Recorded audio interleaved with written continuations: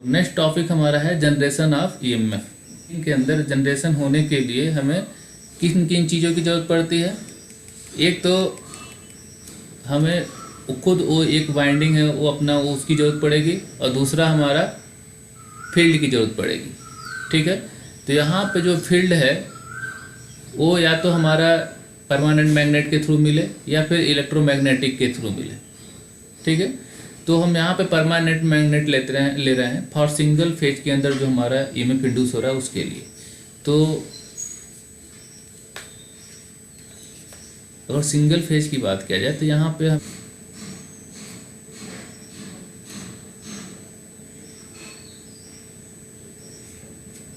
North and south, और यहाँ पे हम एक सिंगल कंडक्टर को लेकर चल रहे हैं, क्योंकि हम ये मान रहे हैं कि यही आपका एक वाइंडिंग का पार्ट है और ये सिंगल कंडक्टर को लेकर चल रहा है। तो अगर इसको हम इस पोजीशन में इस तरीके से प्लेस किया जाएगा तो क्या होगा, यहाँ पे हमारा कंडक्टर को यहाँ पे इस तरीके से प्लेस कर दिया गया है। नॉर्थ से साउथ की तरफ आपका मैग्नेटिक फील्ड प्रोड्यूस आपका फ्लो करेगा, नॉर्थ से साउथ इस तरीके से। ठीक है, और इसके वजह से जो जब हमारा इस कॉइल को अगर जो मान लीजिए हम एंटी क्लॉकवाइज रोटेट कराना स्टार्ट करते हैं, यानी इसको हम इस डायरेक्शन में रोटेट करा रहे हैं इस तरीके से, अगर इसको हम रोटेट किया जाए पूरा आपका वन साइकिल, वन रेवोल्यूशन इसको अगर जो हम रोटेट कराते हैं तो इसके वजह से हमें एक साइकिल यहाँ पे वोल्टेज जनरेट होगा। ठीक है, और कैसे जनरेट होगा, यानी ए वाला पोर्शन मान लीजिए इसको नाम देते हैं A1 है, A2 है, इसका ये वाला एंड A2 है। तो जब A1 90 डिग्री पहुंचेगा तो इसके अंदर वोल्टेज आपका मैक्सिमम का प्रोड्यूस हुआ और इंड्यूस हुआ, और फिर इसके बाद से जब A1 हमारा A2 के पोजीशन पे पहुंच जाएगा यानी 180 डिग्री पे, तो A हमारा यहाँ पे इसकी वैल्यू अगेन 0 हो जाएगी। जब हमारा A1 A2 से होते हुए यहाँ पे इस पोजीशन पे आ जाएगा, यानी आपका यहाँ से यहाँ तक कितना एंगल हो जाएगा, तो 270। तो 270 पे इसकी वैल्यू क्या आ जाएगी, निगेटिव में मैक्सिमम हो जाएगी। और अगेन जब आपका ए अपने ओरिजिनल पोजीशन पे आ जाएगा, यानी आपका 360 एंगल पे, तो ये आपका 0 हो जा रहा है। तो यानी वन रेवोल्यूशन में वन साइकिल आपका कंप्लीट हुआ। इसका फेजर डायग्राम बनाएंगे तो फेजर डायग्राम आपका वोल्टेज का यहाँ पे ये रहेगा, क्योंकि यहाँ पे जो इंड्यूस वोल्टेज है उसकी वैल्यू क्या आ जाएगी, यहाँ पे हम लिख सकते हैं कि E1 इक्वल टू ये हो जाएगा V maximum sine omega t, और ये जो आपका उसी का वेब फॉर्म आपका ड्रा कर दिया गया। तो ये आपका जो E1 है उसका फेजर डायग्राम आपका वेब फॉर्म हो गया और ये उसका फेजर डायग्राम हो गया। तो इसी तरीके से हम आपका 2 फेज के लिए देखा जाए, अगेन हमें परमानेंट मैग्नेट की जरूरत पड़ेगी। ये नॉर्थ एंड साउथ पोल हो गया। एक कंडक्टर को हमने यहाँ पे इस तरीके से ले लिया, दोनों एक दूसरे से 90 डिग्री प्लेस है। अब ये पता कैसे चलता है कि हमारा अगर जो सिंगल फेज है या फिर 2 फेज है तो एक दूसरे से कितने एंगल पर डिस्प्लेस होंगे, जैसे 3 फेज होगा तो कितने पर डिस्प्लेस होगा। तो इसमें 90 जब 2 फेज होंगे उसमें तो 90 डिग्री से होते हैं, लेकिन 3 फेज में उनको 3 फेज या फिर पॉलीफेज कर सकते हैं। उसमें अगर जो में जितना ज़्यादा फेज होगा, यानी उन फेजों के यानी उन बाइंडिंगों के बीच में कितना आपका फेज डिफरेंस होगा, उसको फाइंड करने के लिए, यानी इलेक्ट्रिकल डिस्प्लेसमेंट कितनी होगी इनके बीच में, वो फाइंड करने के लिए हमारे पास एक फार्मूला है। तो वो है आपका इलेक्ट्रिकल आपका, अगर डिस्प्लेसमेंट की बात किया जाए तो वो हमारा हो जाएगा 360 डिवाइड बाई वो नंबर्स ऑफ फेज। तो ये एप्लीकेबल होता है मोर देन 2 फेज के लिए। तो जैसे 3 फेज है तो अगर जो n की वैल्यू अगर जो हम यहाँ पे 3 पुट कर दें तो ये हो जाएगा 360 डिवाइड बाई 3, तो ये हो जाएगा 120। यानी तीनों के तीनों फेज एक दूसरे से 120 डिग्री पर होंगे। लेकिन यहाँ पे 2 फेज है तो इसके लिए फार्मूला एप्लीकेबल नहीं होगा, क्योंकि यहाँ पे 2 पुट करेंगे तो 180 हो जाएगा, ऐसा कुछ होता नहीं। इसमें आपका 90 डिग्री का रहता है। तो इसका वेब फॉर्म क्या होगा, तो अगेन इसका जो वेव फॉर्म है वो जो इसकी वजह से देखिए 2 वाइंडिंग्स हैं, तो तो जब ए आपका 1 रेवोल्यूशन आपका इसके अंदर होगा तो दोनों वाइंडिंग इस फ्लक्स को, जो भी आपका फ्लक्स है जो नॉर्थ से साउथ की तरफ आ रहा है, उस फ्लक्स को कट करेगा। जब कट करेगा तो ये जो कंडक्टर है जब इस फ्लक्स को कट करेगा तो rate of change of flux होने की वजह से इनके अंदर ईएमएफ इंड्यूस होगा। इन दोनों के अंदर दो आपके वोल्टेज इंड्यूस होंगे और पहले वाले को ले लेते हैं कि ये आपका E1 है और दूसरे वाला E2 है। तो E1 में हो जाएगा आपका V maximum sine omega T, तो दूसरे वाले में होगा V maximum sine omega T minus 90 degree, क्योंकि एक दूसरे से वो 90 डिग्री पे आपका प्लेस्ड है। क्लियर है?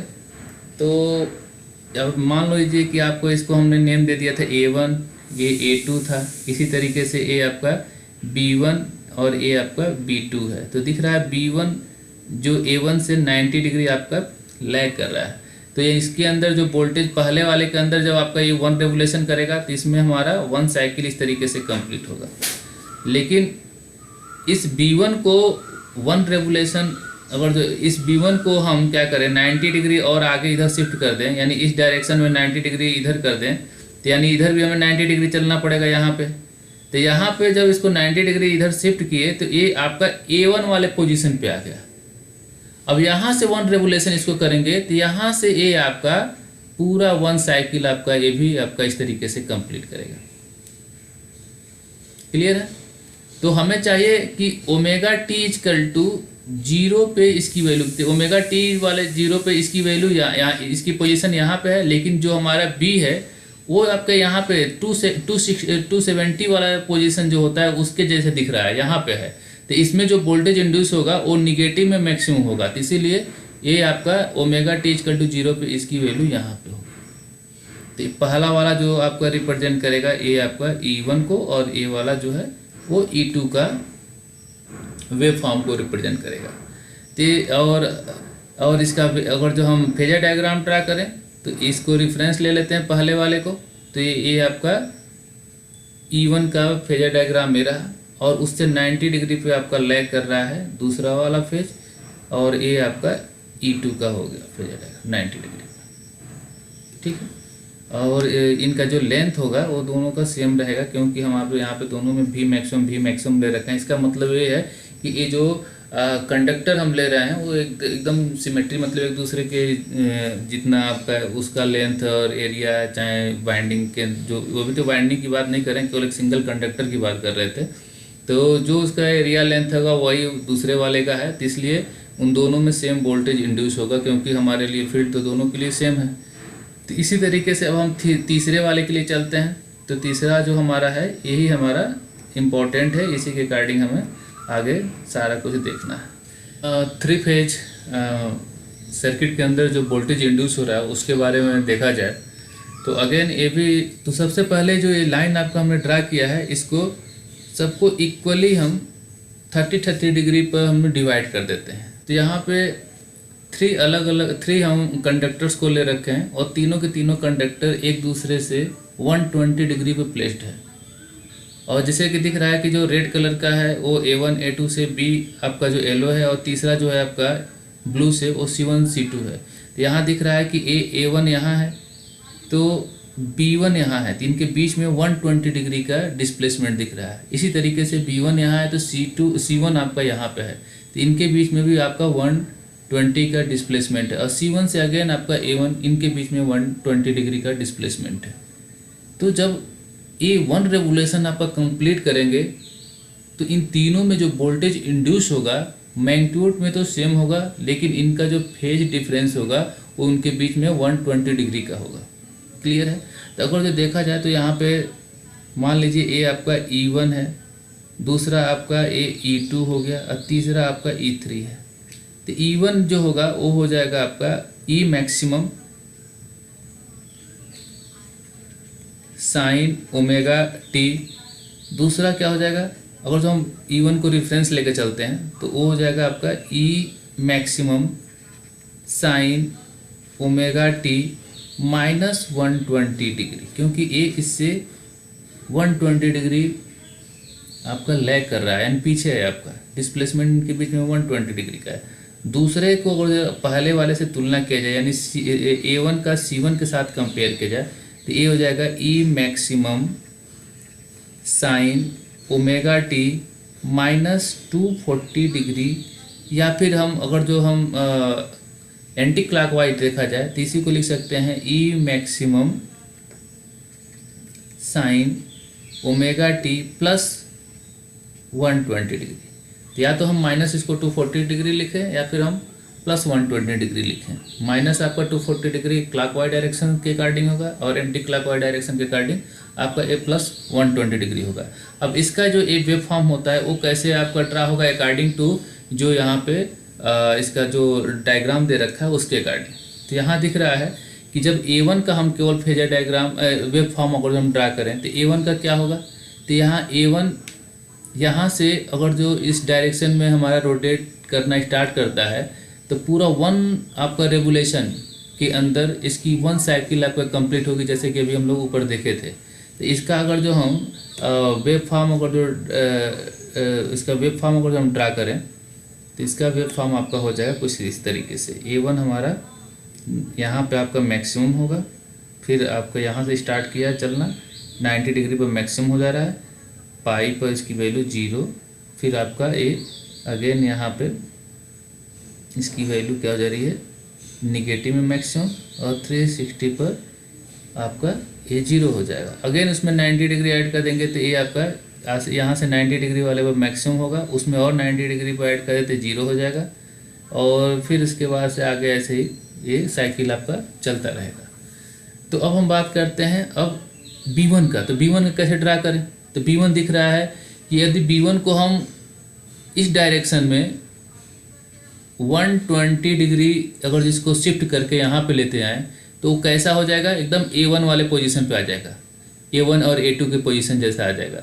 तो ये जो B1 हमारा A1 के पोजीशन पे लाने के लिए इसको हमें 120 डिग्री शिफ्ट करना पड़ा। तो हम भी यहाँ से इस वाले वेव फॉर्म में 120 डिग्री यानी यहाँ पे पहुँच गए। तो ये जब 120 डिग्री शिफ्ट हो रहा है तो एकदम A1 जैसा हो जा रहा है। अब उसको हम वन रेवोल्यूशन अब यहाँ से किया जाए तो ये भी आपका वन साइकिल आपका कंप्लीट करेगा जैसे कि आपका A1 किया है, लेकिन 120 के बाद।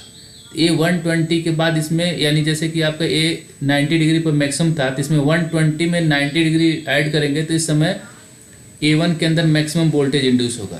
तो इससे 90 डिग्री पर हमारा क्या होगा, इसमें हम 120 में 90 ऐड करेंगे तो कितना आ जाएगा 10 पे आएगा, 210 पे। तो यानी 210 पे इसकी वैल्यू क्या आ जाएगी आपकी मैक्सिमम आ जाएगी। चूँकि ये येलो है तो हम येलो कलर ले लेते हैं। तो ये यहाँ से स्टार्ट किया चलना और ये आपका यहाँ पे मैक्सिमम आ गया। क्लियर है।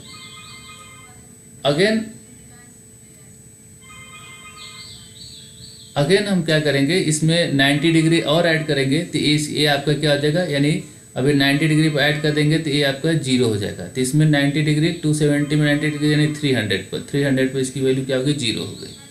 उसमें 90 डिग्री अगेन ऐड करिए तो अगेन उसमें फिर हमने 90 डिग्री ऐड करेंगे, नहीं सॉरी 390 पर इसकी वैल्यू क्या आ जाएगी निगेटिव में मैक्सिमम आ गई, और उसमें 90 डिग्री और ऐड किए तो यानी आपका 90 डिग्री ऐड करेंगे तो कितना होगा 480 पे इसकी वैल्यू क्या आ जाएगी 0 पे आ जाएगी। ठीक है ना। और इसमें फिर अगेन हम आपका 90 डिग्री ऐड करेंगे तो अगेन आपके मैक्सिमम इधर आने लगेगा। क्लियर है। तो ये इसका वेव फॉर्म बनते हुए दिख रहा है। अगर जो C1 का अगर जो वेव फॉर्म हमें ड्रा करना हुआ तो कैसे ड्रा करेंगे, तो C1 हमारा हो जाएगा, C1 हमारा साफ साफ दिख रहा है कि ये A1 से 240 डिग्री आपका पीछे है। तो सबसे पहले जो इसको 240 डिग्री हम क्या करें शिफ्ट करें। जब इसको शिफ्ट करेंगे तो 240 डिग्री हम यहाँ से स्टार्ट करेंगे इस पोजीशन से। इसका कलर है आपका ब्लू है तो ब्लू ले लेते हैं। तो ये आपका इस पोजीशन पे यानी 240 डिग्री यानी यहाँ पे आ गया, यानी इसको जो हमने यहाँ से शिफ्ट करके यहाँ पे लेकर आए A1 वाले पोजीशन पे तो हमें 240 डिग्री आपका चलना पड़ा था। 240 डिग्री हम यहाँ आ गए और फिर वहाँ से हम क्या कर रहे हैं कि इसको वन रेवोल्यूशन करा रहे हैं। तो जैसे कि आपका A1 आपका वन साइकिल कंप्लीट किया था तो यहाँ से A भी आपका वन साइकिल कंप्लीट करेगा, यानी अब यहाँ से 90 डिग्री पे मैक्सिमम होगा। तो 240 में अगर 90 डिग्री ऐड करेंगे तो कितना हो जाएगा 3 आपका 30, तो 330 आपका यहाँ है, तो 330 पे आपका यहाँ पे आपका मैक्सिमम आपका आएगा। तो ये चीज़ यहाँ से चला और ये यहाँ पे मैक्सिमम आ गया। 330 में अगेन हम आपका ऐड कर देंगे कितना 90 डिग्री, तो वहाँ पे 0 हो जाएगा। तो 330 में 90 ऐड करेंगे तो आपका 420 पर ये आपका 0 हो गया। अगेन हमने 420 पर और 90 डिग्री ऐड करेंगे तो निगेटिव में आपका मैक्सिमम आएगा। तो 4 इसमें आपका 90 डिग्री अगर जो ऐड किए 420 में, तो ये 510 पर इसकी वैल्यू निगेटिव में आ गई। ठीक है ना, बात आई। तो ये तो हो गया कि जब हमने इसको अकॉर्डिंग टू जो इसका डिस्प्लेसमेंट है उसके अकॉर्डिंग कर दिया, लेकिन हमें फाइंड करना हो कि ओमेगा टी इक्वल टू 0 पे क्या होगा। तो ओमेगा टी इक्वल टू 0 यानी ये वाला पोजीशन है। तो इस पोजीशन पे A1 का तो हमें पता चल गया कि ये यहाँ से होगा। A2 वाला जो आपका B वाला है कंडक्टर, उसका इस पोजीशन पे क्या होगा, कहाँ पे होगा, ये यहाँ लाई करेगा कि यहाँ लाई करेगा, ये हमें पता करना है। ऐसे ही आपका C1 के लिए तो जाहिर सी बात है कि यहाँ से हमें पता चल रहा है कि ये आपका पीरियोडिक है।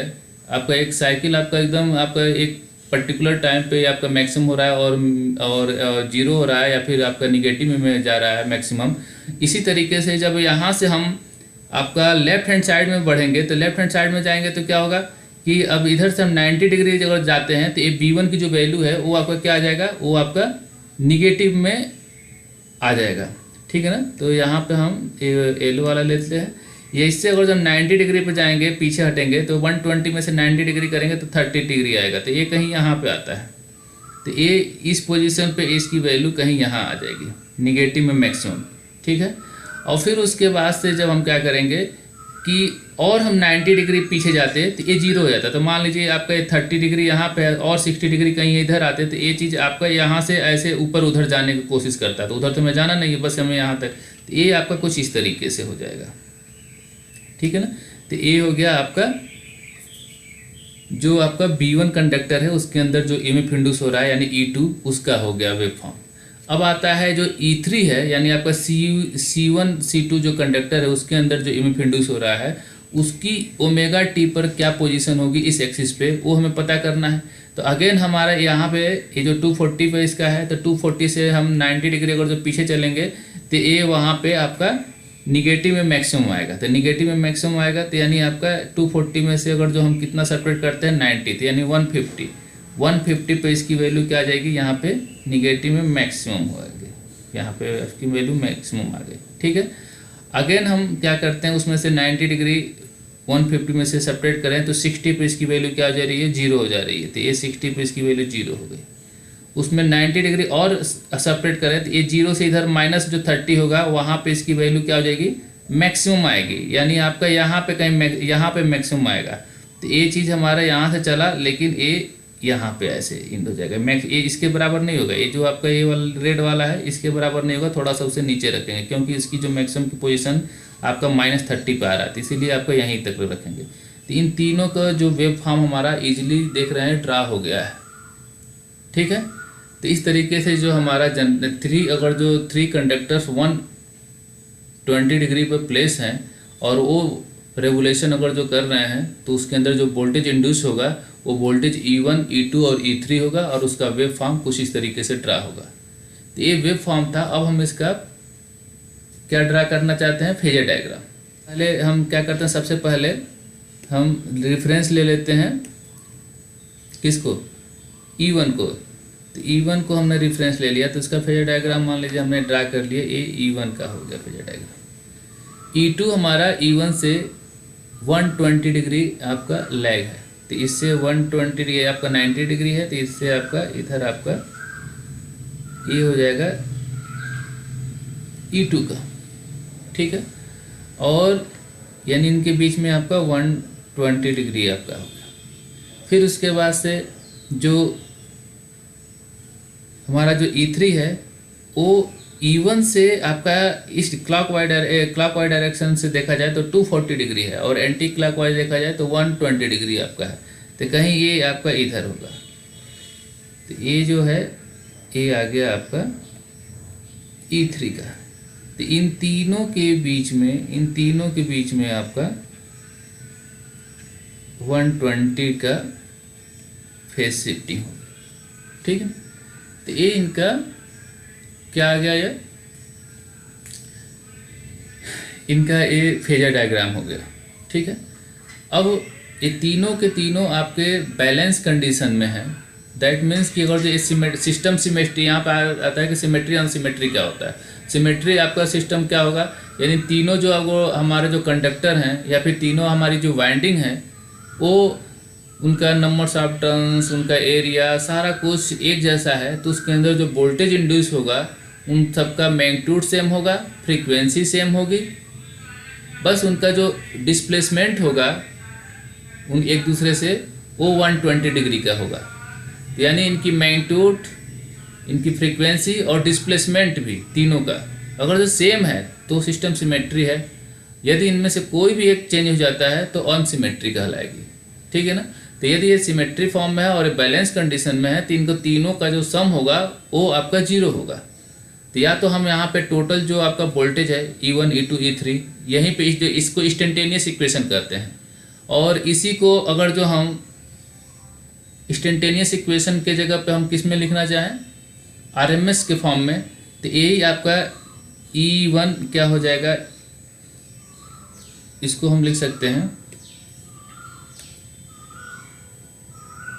इसको लिखा जा सकता है कि ए आपका EP और एंगल यहाँ पे 0 क्योंकि इसको रेफरेंस ले रहा है। इसी तरीके से ए हो जाएगा E2 जो हो जाएगा EP यानी आपका फेज वोल्टेज आपका जो RMS के फॉर्म में है उसको, ये हो जाएगा आपका -120 डिग्री। और इसको E3 को हम लिख सकते हैं E3 equal to EP angle of +120 degree, ठीक है ना। तो यहाँ पे हम या तो हम इसको आपस में सम कर दें या फिर इसको आपस में सम कर दें या फिर इसको भी आपस में सम कर दें, तीनों केस में हमारा वोल्टेज 0 होगा। अगर जो विश्वास है तो यहाँ पे देखिए E1 और E2 चूँकि दोनों का जो मैग्नीट्यूड सेम है, तो यानी लेंथ ऑफ ये दोनों का जो लेंथ सेम होगा, इन दोनों को जब सम करेंगे तो इसका रिजल्टेंट कहीं इधर आएगा, यहाँ पे आएगा, और ये जो रिजल्टेंट होगा वो अपने इस E1 के बराबर होगा। तो एक दूसरे को ये कैंसिल आउट कर दिया और ये 0 हो जाएगा, ठीक है। तो इसको हम अभी हटा देते हैं। तो ये फेजर डायग्राम से साफ साफ दिख रहा है कि ये 0 हो रहा है, क्लियर है। इसी तरीके से जो हमारा RMS या इंस्टेंटेनियस इक्वेशन इनका हमने लिखा है, इनको भी आपस में सम किया जाएगा तो भी ये आपका क्या होगा, 0 होगा। सपोज करिए कि अगर जो हम इस RMS वाले को लेके चल जाते हैं, आप बाकी से आप लोग कर लीजिएगा। तो यहाँ पे अगर हम टोटल E की बात करें तो ये हो जाएगा E1 plus E2 plus E3, और सब में दिख रहा है अगर इनको ऐड किया जाए तो सब में EP कॉमन हो गया। तो EP हमने कॉमन ले लिया, यहाँ बचा आपका एंगल 0 प्लस यहाँ एंगल -120 डिग्री और प्लस आपका यहाँ पे एंगल ऑफ +120 डिग्री, ठीक है। तो ये पोलर फॉर्म में सा दिख रहा है, तो EP है और इसको हम cos 0 प्लस j sin 0 करेंगे तो यहाँ से आ गया आपका 1, प्लस दूसरे वाले से करेंगे तो यहाँ पे हमारा आ जाएगा cos 120 degree minus j of sin 120 degree. तो यहाँ लिख देंगे cos 120 degree minus j of sin 120 degree, plus इसको हम लिख सकते हैं cos 120 डिग्री और इसको लिखेंगे plus j of sin 120 degree. यहाँ पे यहीं पे एक कैंसिल आउट हो जा रहा है, और cos 120 डिग्री यानी सेकेंड क्वाड्रेंट में cos की वैल्यू आपकी निगेटिव में होती है और इसकी वैल्यू हाफ में आएगा, तो -12 -12, तो यानी ये हो जाएगा EP 1 -12 और ये आ गया, इन दोनों को जोड़े तो -1 हो गया, 1 से 1 कैंसिल आउट हो गया और ये 0 आ गया। तो ये टोटल अगर जो बैलेंस कंडीशन में है तो इनका टोटल जो सम होगा तीनों वोल्टेज का वो 0 होगा। अब इसके बाद से हम इंटरकनेक्शन ऑफ 3 फेज सिस्टम देखेंगे।